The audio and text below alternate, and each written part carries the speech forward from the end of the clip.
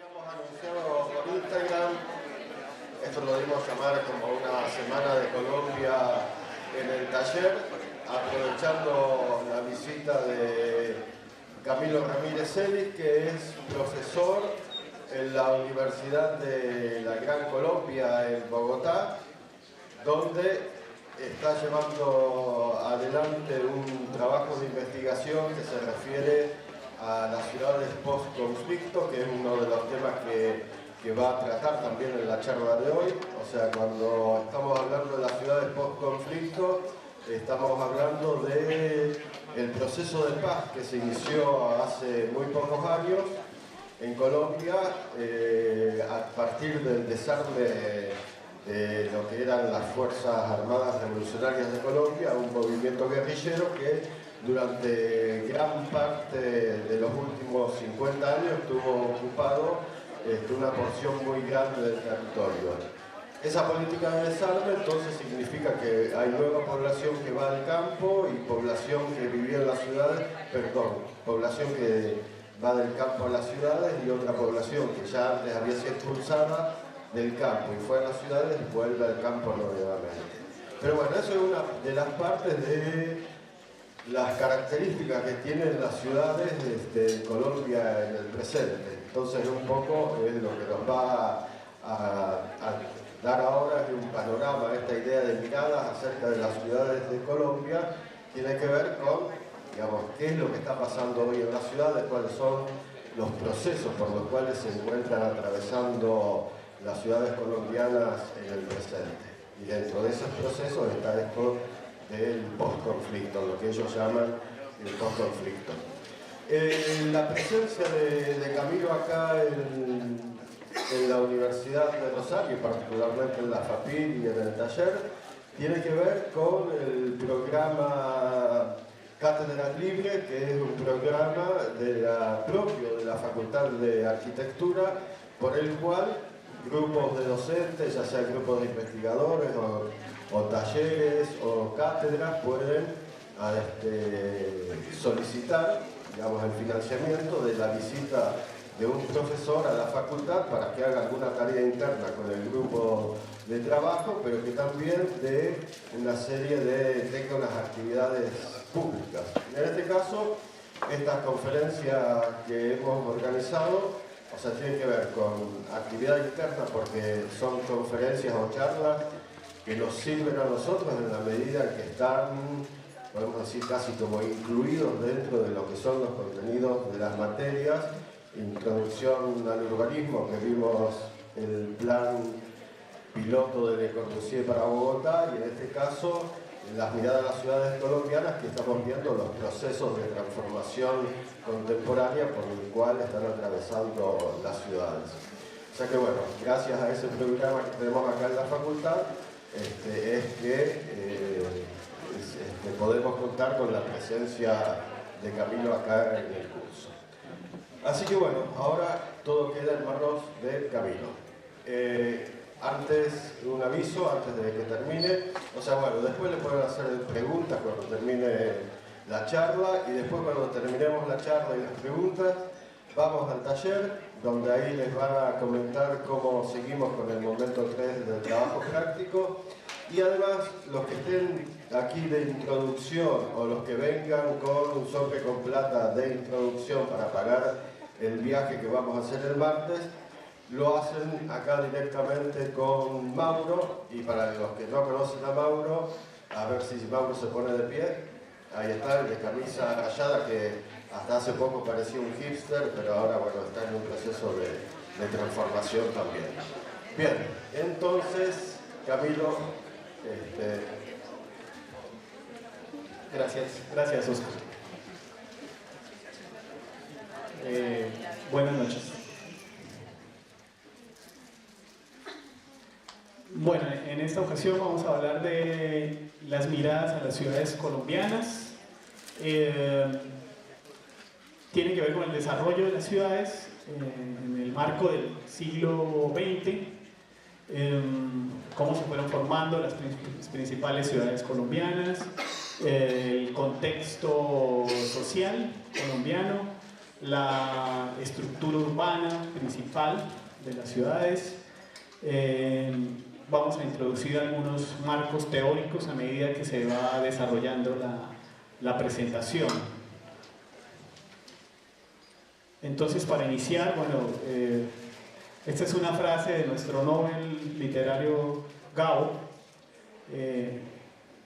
Había una cierta dureza en nuestra manera de progresar, lo hacíamos a saltos sin estar muy seguros de dónde iríamos a caer, pero solo así podíamos hacerlo y así habíamos llegado a ser una ciudad moderna con el pasado a la vuelta de la esquina. Nosotros somos un país de campesinos, como de alguna manera lo dije el martes. Hemos ido creciendo, nos hemos ido desarrollando a saltos, como a brinquitos. No han sido como desarrollos permanentes ni coherentes, sino que a partir de acontecimientos que han habido en el país, las ciudades se han venido desarrollando, que tienen que ver con temas de consumo, con temas de cruce de caminos, en los cruces de caminos de las mercancías y de las gentes. En esos cruces se iban armando las pequeñas villas o ciudades o asentamientos. Entonces, esa es una frase de García Márquez que a mí me parece que es tremendamente cierta, que tiene que ver con nuestra historia. Vamos a empezar hablando un poco de Bogotá, de la capital, una definición que tiene que ver con las situaciones políticas, que tiene que ver con las situaciones económicas, pero sobre todo la ciudad está hecha de deseos que impulsan el desarrollo de la misma, los deseos de la gente, el imaginario, digamos que es algo importante, tiene que ver con las realidades de la historia, que son vistas a través de las representaciones de los habitantes. Cuando digo representaciones me refiero a, más allá de las representaciones que tenemos como arquitectos o como humanistas, es a las representaciones de nuestro inconsciente, representación como una segunda presentación. La ciudad se nos presenta y nosotros la volvemos a presentar, por eso es representación. Si se habla de deseos, se habla de desencantos, de encantos, de enamoramientos, de arraigos, de expectativas, de desarraigos, de centro y periferia. Nuestras ciudades iberoamericanas se han formado a través, como germen de la plaza, ¿no?, del centro. Surge una pregunta: ¿de qué manera la comunidad en cada momento tiene un imaginario de ciudad? En ese momento, en la entrada del siglo XX, esta foto es de Bucaramanga. Bucaramanga es una ciudad intermedia, en estos momentos tiene aproximadamente 1,5 millones de habitantes en su área metropolitana. Esa foto es de 1910 aproximadamente. No sé si ven el detalle de droguería en la esquina izquierda. Había un imaginario de modernidad que tenía que ver con cosas de afuera, de países de afuera. Pero como ven, también hay contrastes. Está el tema del caballo arriando, la gente comerciando, los campesinos en el centro de la ciudad. También estos gestos, esas tipologías que nosotros llamamos en Colombia tipologías republicanas, que tienen que ver con la construcción o con la constitución de la república, o sea, después de la colonia. Nosotros tenemos una historia muy similar a ustedes en términos de nuestra independencia, ¿no? Siglo XIX. Para San Martín, lo que ustedes, San Martín para nosotros es Bolívar. De hecho, ellos se encontraron en Guayaquil, ¿no? Tuvieron una reunión muy importante que tiene que ver con la ruta libertadora. Al igual que San Martín, Bolívar también tuvo muchos problemas para financiar su hazaña. Bueno, volviendo al tema de Bucaramanga. Bucaramanga, bueno, es una ciudad intermedia que tiene 1,5 millones, tiene una área metropolitana, le dicen la ciudad de los parques. Barranquilla, comienzos del siglo XX también, siglo XX, o sea, 1900, 1910, 1920. Esta frase tiene que ver con Hegel, que es utilizada mucho en las academias, ha sido muy usada en las academias que estudian la cuestión urbana. El centro es la clave más valiosa para un entendimiento de las pautas especiales de la vida colectiva, es el punto focal, digamos que se crea, se germina el germen de la integración y de la administración. El centro es donde pasa todo, el centro de la ciudad. Borges lo decía en algunos poemas, aparece, ¿no? Quizás en Fervor de Buenos Aires. Digamos que la ciudad, está la ciudad, el centro que es la ciudad, y lo demás son los barrios, o sea, la periferia. Cuando la ciudad progresa en su centro, es lo urbano, pero cuando la ciudad progresa en su periferia, no sé, es otra cosa, es expansión quizás. Eso aparece en el imaginario. A mí me gusta siempre introducir marcos teóricos, en este caso, el primer modelo teórico es el detalle y el fragmento, que tienen que ver con la relación entre la parte y el todo. Digamos que ese es uno de los grandes debates de nuestra parte del siglo XX, ¿no? En la arquitectura y el urbanismo, uno de los grandes debates que se dio, esa relación entre la parte y el todo.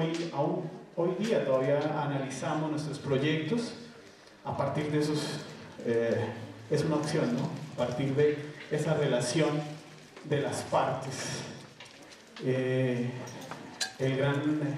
Hay un filósofo calabrese que habla del detalle y el fragmento. Podríamos asemejar el detalle y el fragmento con estos dos ejemplos. En el plano de arriba está una de las tipologías propuestas por Le Corbusier para Bogotá. Fue una de las 11 tipologías propuestas. Y enfrente ustedes ven es una cerámica rota, es un fragmento. Lo que sucede con el fragmento es que el fragmento no necesita explicar el todo, es una parte que se rompe simplemente. Esa parte se explica a sí misma, simplemente. Entonces, capaz el fragmento del barrio específico del lugar no necesita explicar toda la ciudad. Un poco eso pasa con Bogotá.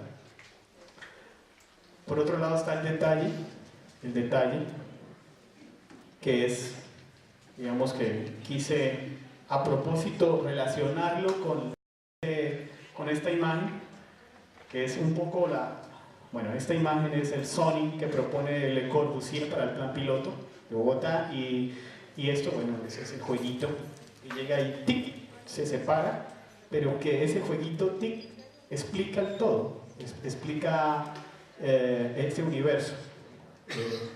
Digamos que hay esa necesidad de explicar todo el sistema, no es una rotura. Desde luego eso tiene implicaciones sobre la vida urbana. En Bogotá, por ejemplo, Bogotá es una ciudad configurada en su traza de manera fragmentada, y las ciudades colombianas también. Las ciudades colombianas no explican cada una del país. Nosotros no podemos explicar a Colombia por Bogotá, no podemos explicar a Colombia por Medellín o Cartagena. No sé si algunos... Cartagena es un destino muy visitado para los extranjeros, o San Andrés. Yo no sé Buenos Aires, no sé si Argentina se explica a partir de Buenos Aires. ¿Ustedes qué opinan? ¿No? No se explica a partir de Buenos Aires, ¿verdad? ¿Sí? Yo digo que un poco sí, que es una ciudad importante, pero también hay muchas otras que son conocidas y que no es la única. Bueno, aquí hay como una intención de explicar.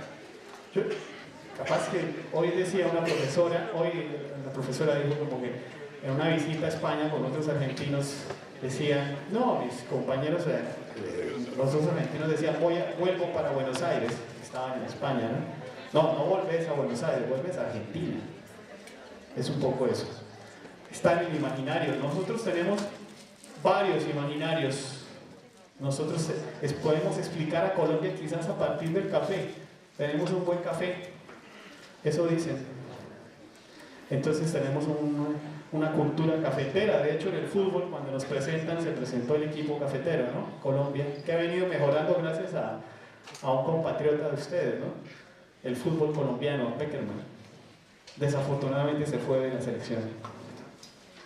Deberían aprovecharlo que quedó libre. Este es un pueblo típico de Colombia, pues la pepita de café. Algunas ciudades colombianas, por ejemplo Santa Marta, Barranquilla y Cartagena, esta parte superior es como la frontera con esa parte caribe colombiana, digamos que hay un imaginario de costeño que es de donde sale el vallenato. Algunos cantantes conocidos como Carlos Vives, pero creo que ustedes están demasiado jóvenes para eso, era mi época.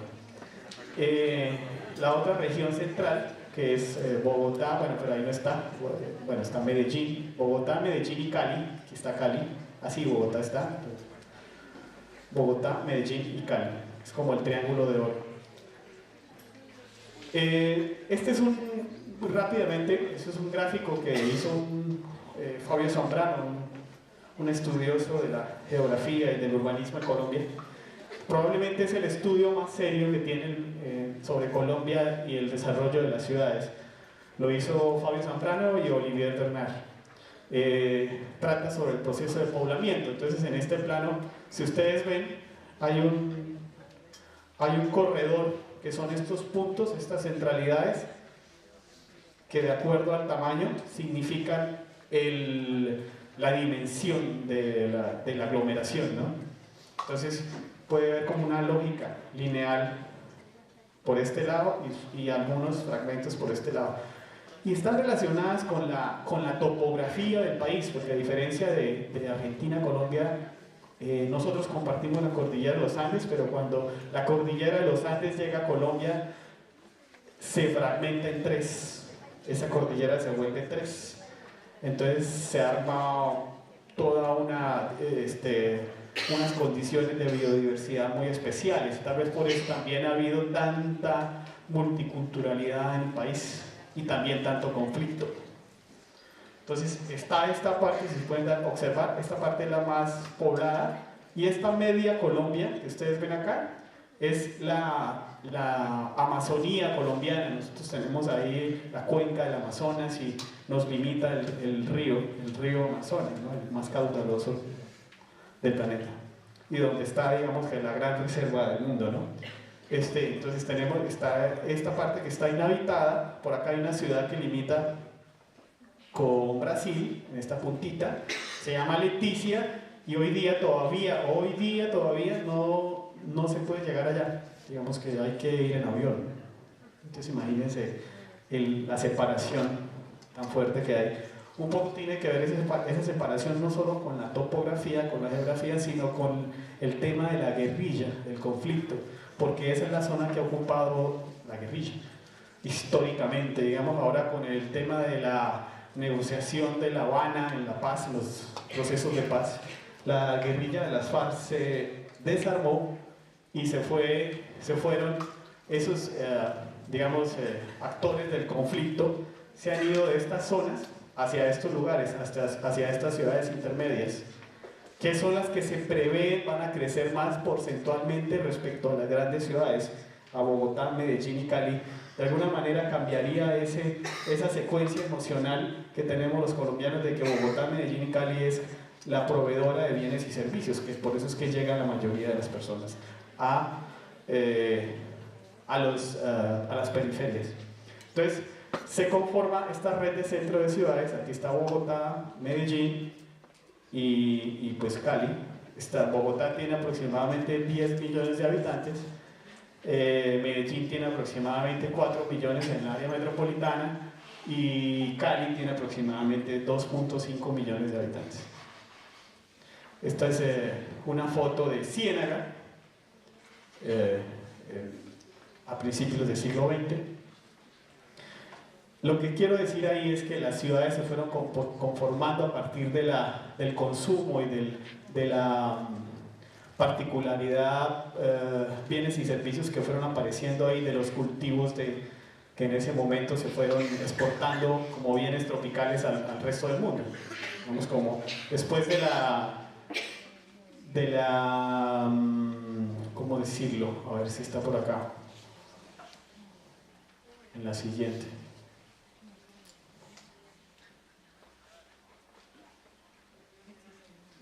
Bueno, de la nueva división internacional del trabajo en el mundo, los países del hemisferio sur, algunos como Latinoamérica, se volvieron países productores de materias primas, no solamente, bueno, ustedes acá, el granero del mundo, ¿no? Entonces, bueno, estas ciudades se volvieron exportadoras de banana, de maíz, de productos básicos, y así fueron apareciendo las ciudades, pero al tiempo aparecieron nuevas tecnologías, la tecnología del vapor, o sea, el ferrocarril, y también ese tipo de botes que funcionaban. Este creo que es una foto de Barranquilla, o una foto no, es una ilustración, y muestra un poco el contraste del ferrocarril frente a las chozas, que les decimos nosotros, a las cabañas, a las casas primitivas, ¿no? Bueno, en el año 1950, este dibujo lo hizo Le Corbusier, el maestro suizo, lo hizo pensando en los corredores nacionales de Colombia, dibujó a Colombia de esta manera, y esto que ustedes ven color, se puede decir que naranja, son los corredores que de alguna manera coinciden, donde están, digamos, las cordilleras, la cordillera de los Andes que se fragmenta en tres, cordillera oriental, central y occidental, al revés, oriental, central y occidental, donde están digamos, las aglomeraciones urbanas, que es lo que él fue la primera escala de análisis para proponer el plan para Bogotá, además, una escala internacional, donde él promovía el mercado internacional por el Pacífico y por el Atlántico, porque nosotros tenemos salida a ambos mares. Bueno, las ciudades, de alguna manera, ese imaginario de lo rural va cambiando, va creciendo, y esa idea de lo rural, porque nosotros, como les decía, somos un país rural, fue cambiando, y lo verde se fue volviendo apenas una cuestión ornamental. Esta es Bucaramanga hoy día, sí, es Bucaramanga sobre una meseta, y todo el tema ornamental, cómo se vuelve, ¿sí? Digamos que la parte centro, cómo se ha ido desarrollando, ¿no? Como una zona anterior a los rascacielos de Nueva York, un poco una imitación a eso. Medellín, bueno, esta es la segunda ciudad del país en tamaño y en importancia, probablemente en innovación es la primera.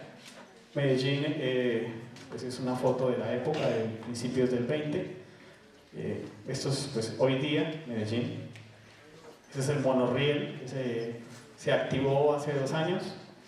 Y este es el skyline que tenemos que atraviesa la ciudad. El metro elevado.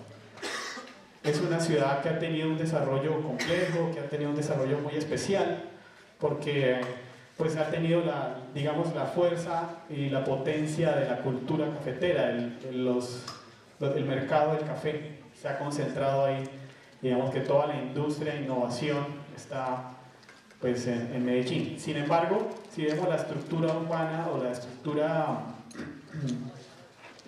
tipológica de la ciudad, o urbanística también, vemos que empiezan a parecerse unas ciudades con las otras. Se empiezan a aparecer Medellín, Bucaramanga, tienen ciertas tipologías. Cali, bueno, es como la tercera ciudad, en sus inicios, la plaza, la idea del centro, la idea de lo rural frente a lo urbano, luego la idea del centro frente a la periferia, y luego, pues por último, lo que llamamos en la discusión en Colombia, las múltiples realidades. Pasamos de dicotomías de lo rural al urbano a múltiples realidades en los años 90. Entonces vemos cómo ha ido desarrollando, ha ido creciendo.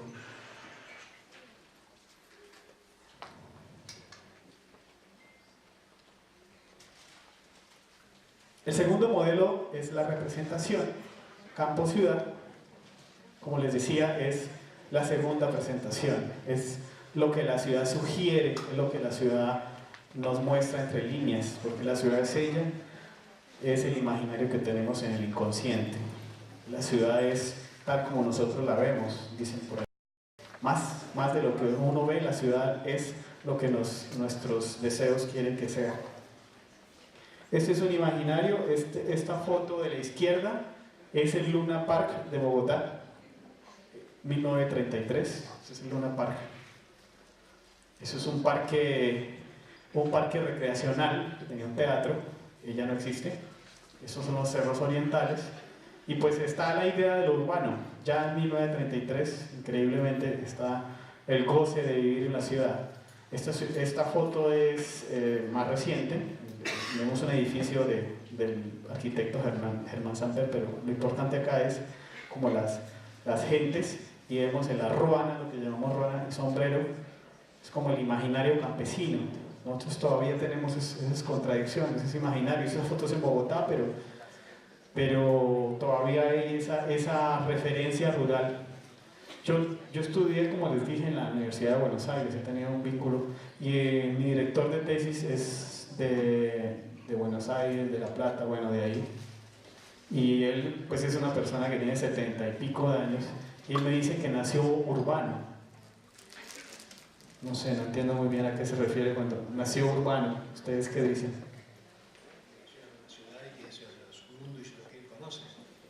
Claro. Nosotros tenemos una referencia rural. Somos un país con ruralidad muy presente. Mientras que él tenía, bueno, no sé, ferrocarril, la movilidad. Siguen viviendo mucho en el campo, me parece. Nosotros ya no.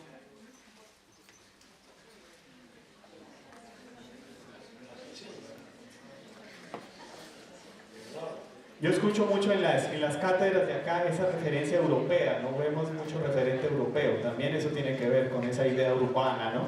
Nosotros no, en las facultades también estudiamos Europa, eso es verdad, pero también estudiamos América Latina, no quiere decir que aquí no se estudie América Latina. Bueno, tercer modelo, propagación y prolongación, ese es otro marco teórico que les recomiendo que lo examinen ustedes, chicos. ¿Cómo crece una ciudad? A partir de, Michel Serres dice que crece a partir de propagaciones y prolongaciones. Bueno, no solo Michel Serres, hay un montón de gente. Luis Einstein en la UBA, bueno, un poco de gente. Mi vecina también lo ha dicho.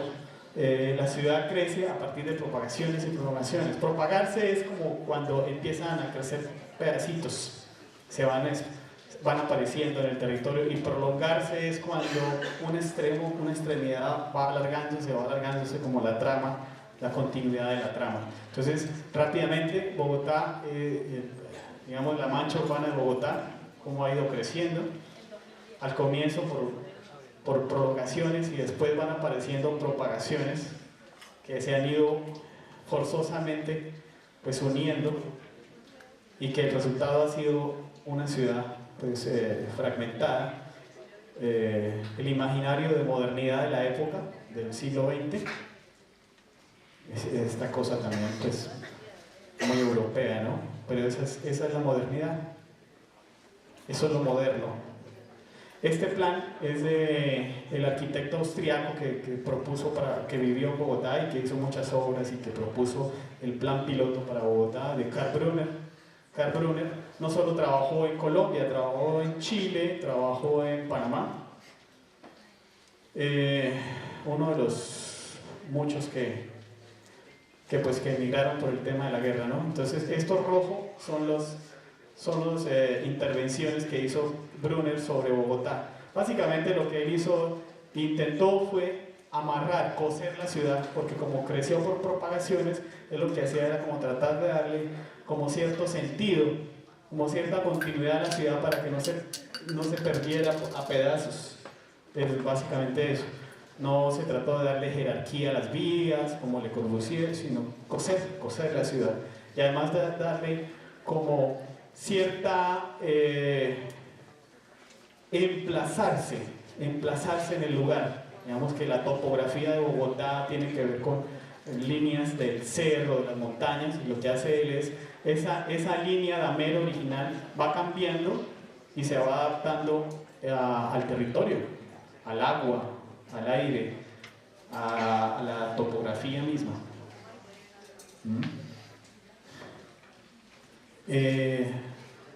A mitad del siglo XX se dan varios desarrollos. Antes de la llegada de Le Corbusier, por el año 45, se dan estas propuestas. Quiere decir que, digamos, con esa idea moderna, decían, ni siquiera empezó con el maestro suizo, sino hubo otros compañeros arquitectos bogotanos que propusieron algo, una especie de Vilre 10. El cuarto modelo, menos es más, la idea de modernidad. El bogotano siempre ha sido muy modesto, digamos que no ha sido como de grandes proyectos.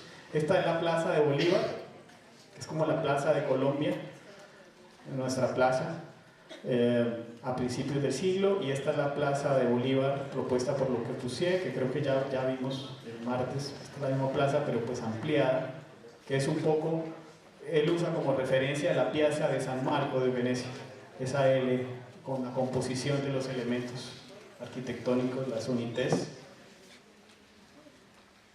Después, bueno, de eso quedaron algunos proyectos, por ejemplo estos monoblocks, que esos existen. Hace parte de la ciudad universitaria de la Universidad Nacional. La Universidad Nacional, diseñada por el arquitecto Leopoldo Rotter, arquitecto de origen alemán también. Bueno, eso es una imagen de un rosarino, no sé si se acuerdan de él. ¿Sí? Esa es la plaza principal de la universidad. Y los edificios, cómo los edificios organizan la ciudad. No solamente, estoy hablando de la ciudad universitaria, ¿no? Bueno, después está Bruno Violi, Leopoldo y Karl Brunner, el manual de urbanismo, que seguramente lo conocen. Algunos edificios en Barranquilla, que no solamente ellos hicieron actuaciones en Bogotá, también en Barranquilla, en Manizales, en la costa. Bruno Violi, esas esquinas son de la carrera séptima. Tiene algunos elementos de la modernidad, de Le Corbusier, el tema de la planta libre, los pilotis, la fachada, ¿se acuerdan? Separada de la estructura. Posteriormente, bueno, las revistas, seguramente, obviamente, Proa, Scala. Hay un paréntesis en la década de los 80, donde intentan hacer una crítica al urbanismo moderno y se intenta volver a la idea tradicional de ciudad. ¿A qué me refiero con la idea tradicional de ciudad?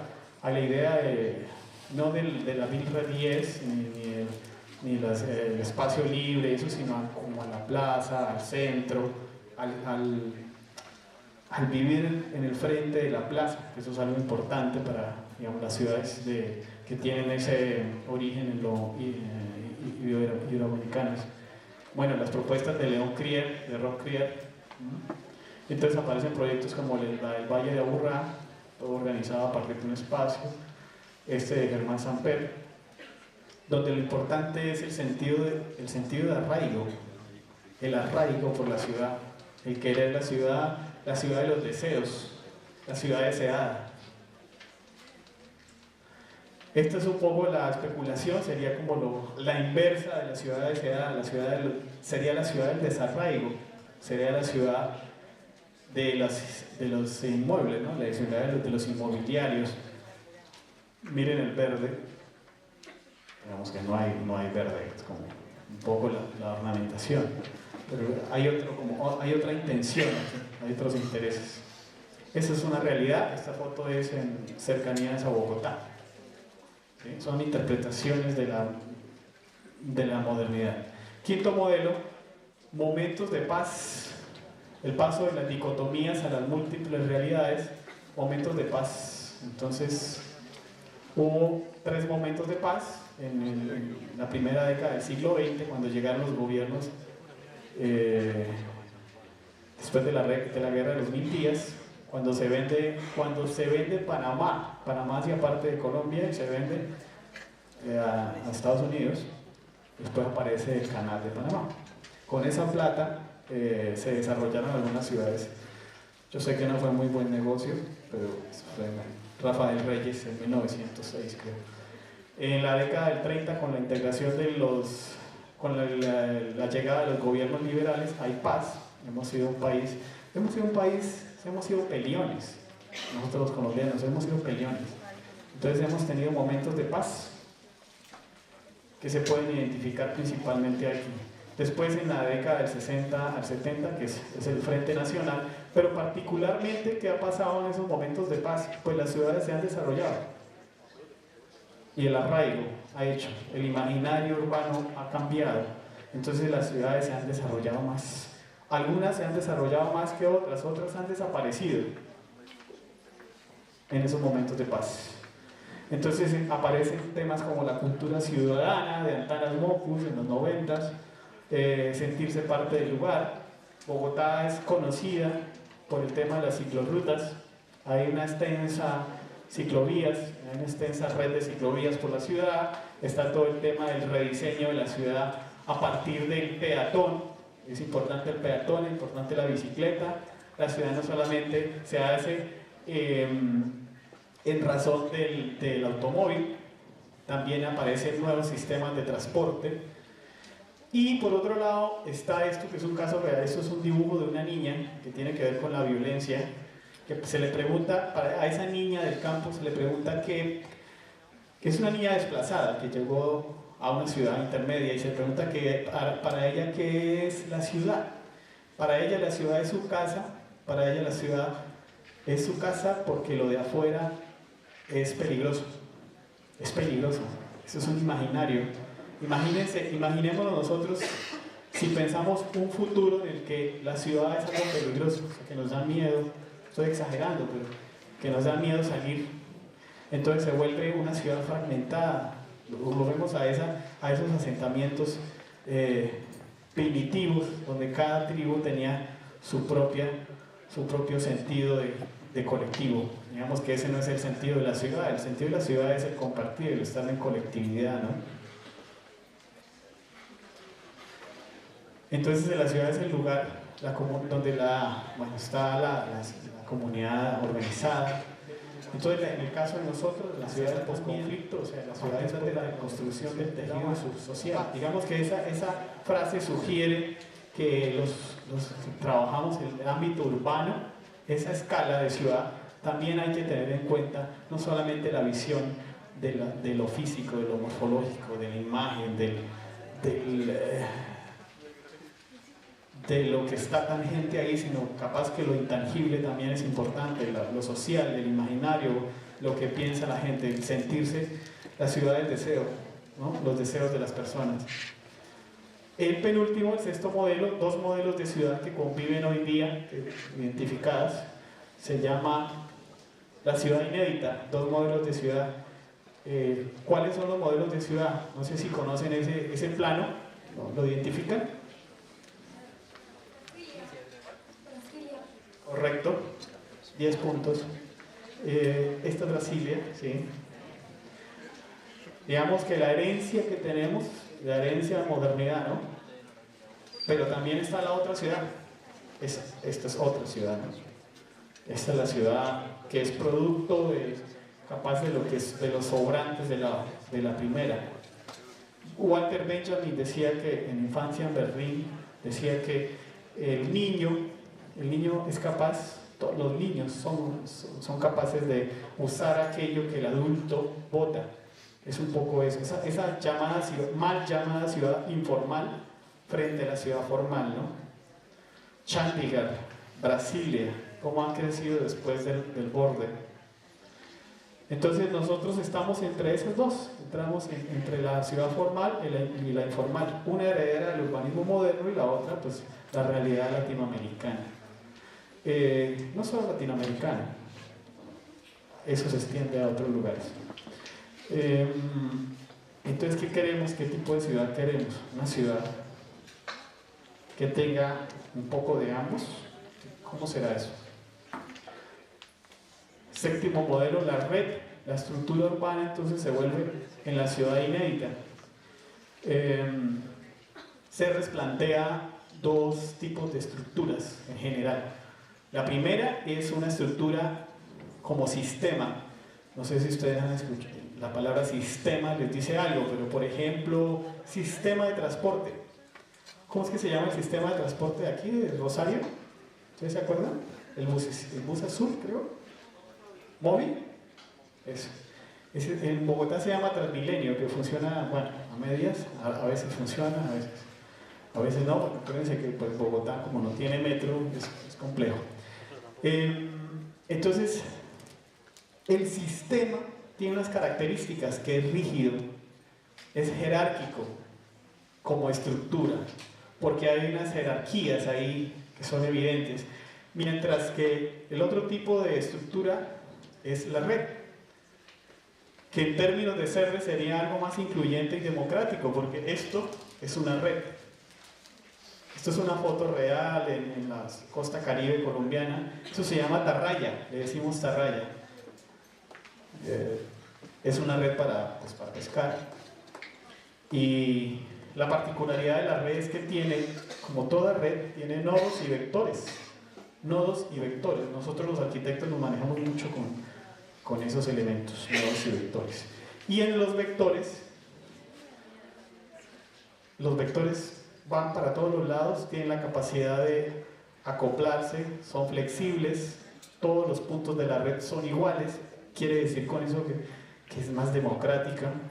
Imaginémonos una ciudad no solo como una estructura en sistema, sino como una estructura en red. Imaginémonos Rosario así, como una red donde todos los puntos de la ciudad hay nodos, pero esos puntos además imaginémonos que esos puntos son más que cosas físicas, sino que son acontecimientos, como diría Lyotard, acontecimientos, cosas que pasan en la ciudad, la vida urbana, la existencia de la vida urbana, ¿no? Los deseos de la ciudad. Entonces es un poco el planteo que se quiere para las ciudades del mañana en Colombia, ¿no? Y del territorio, que no haya tanta jerarquía, sino que haya equivalencia y equilibrio entre una y otra. Entonces aquí hay un ejemplo, esta es una red de ciudades de mediano tamaño, donde todas tienen poblaciones, son cercanas. Duitama, Sogamoso, son ciudades que están 20 minutos en auto, una de otra, más o menos, del centro a centro, 20 minutos, de lejos una de otra. Nosotros en Colombia, como en algunos otros países, cuando nos preguntan qué tan lejos queda la ciudad o qué tan lejos queda este punto, nosotros no hablamos en kilómetros como ustedes.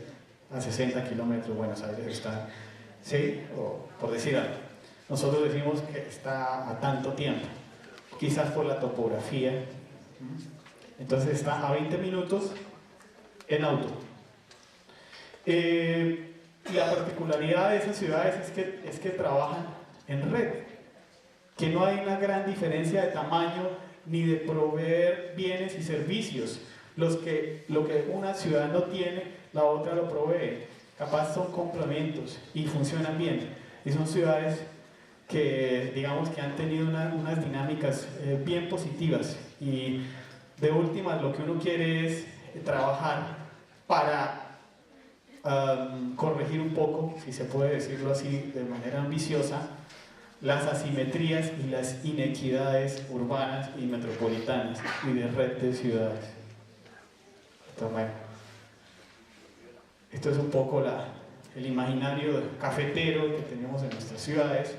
Ese es nuestro espacio, los espacios públicos.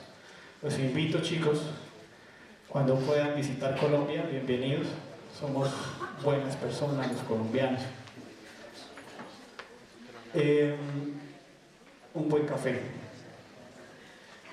Entonces, los mimos fue una campaña que se hizo en Bogotá para alivianar un poco el estrés de la ciudad. Entonces, a través de los mimos se hizo que la cultura ciudadana hiciera que se transformara el imaginario urbano de Bogotá y de las ciudades, que cambiara de un imaginario de ciudad caótica a un imaginario de ciudad coqueta. Entonces, para terminar, el discurso urbano se filtra a través del inconsciente. Va más allá de lo que uno puede ver, es lo que uno siente. Por eso García Márquez tenía toda la razón cuando dijo que, bueno, ahí está la referencia. García Márquez decía que las ciudades colombianas fueron creciendo a saltos, en realidad fue a brinquitos que dependían de los deseos de sus habitantes. Bueno, eso es todo. Muchísimas gracias, chicos.